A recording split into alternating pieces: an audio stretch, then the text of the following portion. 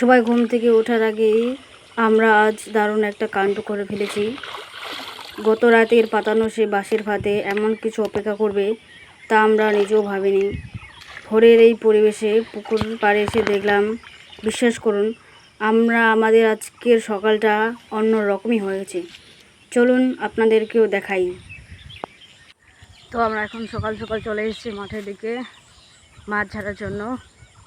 তো পুরো ব্লগটা দেখতে থাকলেও কতগুলো আমরা মাছ পেলাম আজকে। তো চলো, আপনারা তো জানেন গ্রাম বাংলার সেই সকালটা সবচেয়ে প্রিয়। যান্ত্রিক জীবনের কোনো ব্যস্ততা নেই কোনো কোলাহল, শুধু আছে প্রকৃতির এই অদ্ভুত শান্ত জীবন।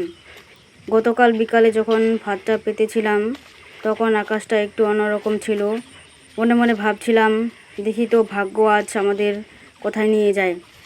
ওই তো সেই জায়গাটা, ঝোপঝাড়ের আড়ালে গতদিনের সেই জায়গাটা। দূরেই দেখা যাচ্ছে আমাদের বসানো ভাতটা আদোয়ালা স্থির হয়ে আছে। পাশে ছোট ছোট অনেকগুলো শাওলা ফুল ফুটেছে, যা পুকুরের সৌন্দর্যকে আরও একটু বাড়িয়ে দেয়। কাছে যেতেই দেখলাম বাঁশে তৈরি খাঁচার ভেতরে হালকা নড়াচড়া। পুকুরটা খুশিতে ভরে উঠল, মানে মাছ তো নিশ্চিত। এখন সবচেয়ে উত্তেজনার মুহূর্ত, সাবধানে তুলছি যাতে মাছগুলো বেরিয়ে না যায়। ওরে বাবা, দেখছেন খাঁচার ভিতরে মাছগুলো কি দারুণ লাফালাফি করছে।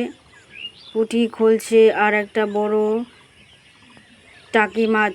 ভোরের সূর্যের প্রথম রশ্মি এই রূপালি আঁশগুলোকে পরে হীরের মতো জ্বলজ্বল করছে। দেখুন তো প্রকৃতির কি সুন্দর উপহার। বিশ্বাস করুন, এই যে তৃপ্তিটা, তা বড় বড় শহরের দামি দামি কোনো কিছুতেই পাওয়া সম্ভব নয়। মাটির সাথে লেগে থাকা এই জীবন, নিজের হাতে মাছ ধরা, সব মিলিয়ে এক অদ্ভুত প্রশান্তি।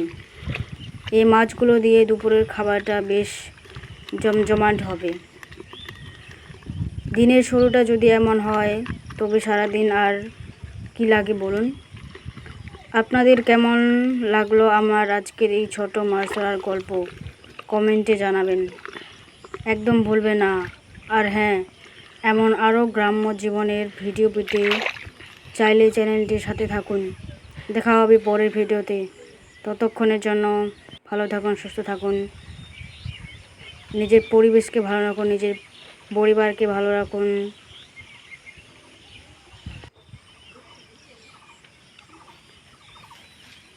মাছ ধরার পর আমরা আবারও পেতে রাখলাম, যেন দুপুরবেলা আরেকবার আমরা সেখান থেকে মাছ তুলতে পারি। তো এখন আমরা চলে যাচ্ছি বাড়ি। আর আপনারা লাইক সাবস্ক্রাইব করতে ভুলবেন না। পুরো ভিডিওটা দেখার জন্য অসংখ্য ধন্যবাদ। Tata, thank you for watching.